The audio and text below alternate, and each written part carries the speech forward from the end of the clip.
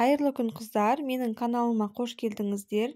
Бүгін сіздермен қазақтың ұлттық тағамы бешбармақтың рецептімен бөлісетін боламын. Ең алдымен асатын еттеріміздің барлығын суық суға жақсылап жуып алатын боламыз.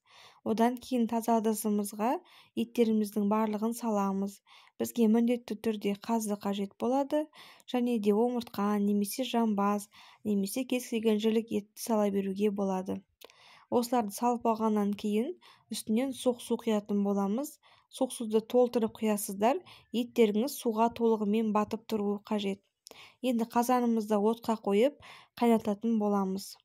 Біздің етіміз қайнаған уақытта осылай бетіне көбігі шығатын болады.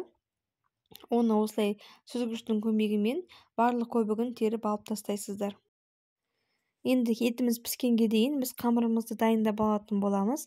Ол үшін ұнымызға 2 жұмыртқа, жылы су мен тұз қосып, жақсылап нанымызды илеп алатын боламыз.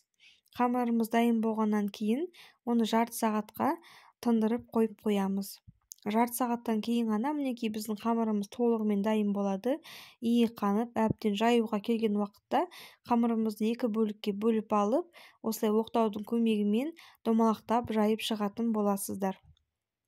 Қамырды жайған уақытта жұқалап жаясыздар. Осындай етіп астындағы дастарханның суреті көрініп тұратындай жұп-жұқа қамыр болып жайылуы қажет. Егер қамыр жаю қолыңыздан келмейтін болса, онда дүкенде сатылатын арнайы жаймаларды сатып алып та қолдануға болады. Біз қолдың жаймасын жақсы көретін болғандықтан, осылай міндетті түрде біз нанды қолмен жайып шығамыз. Дәл осындай етіп 2 жаймамызды жайып алдық. Енді тұздығын дайындайтын боламыз. Таза ыдысымызға сарымсағымызды турап, оған жарты қасық тұз және де қара бұрышты көбірек қосамыз. Тұз бұрышын араластырып, қайнап жатқан сорпамыздан 2-3 ожау сорпа құйып, жақсылап араластырып, баяу отта 5-6 минутта қайнатып аласыздар. Осы аралықта біздің етіміз де піседі. Етімізді сорпадан сүзіп алып, суытып қоямыз. Енді қайнап жатқан сорпамызға қамырымызды саламыз. 2 жайманы да бірден салып, жақсылап араластырып, бетін жауып, 5-10 минутта жаймамызды пісіріп аламыз. Жаймамыз дайын болғанша етімізді турап аламыз. Осылай жұқалап, етімізді әдемілеп, барлық еттерді турап шығамыз. Ең артынан қазымызды да турап, етімізді осылай даярлап алатын боламыз. Мінекей біздің етіміздің барлығы дайын тұр туралып. Осы уақытта біздің қамырымыз да пісіп дайын болды. Енді осы қамырымызды сүзіп табаққа салып алатын боламыз. Мінекей дәл осылай етіп, өздеріңіз көріп тұрғандарыңыздай қамырларыңызды сүзіп табаққа салып аласыздар. Одан кейін қамырдың арасы жабысып қалмас үшін оның арасына тұздық құйып аласыздар.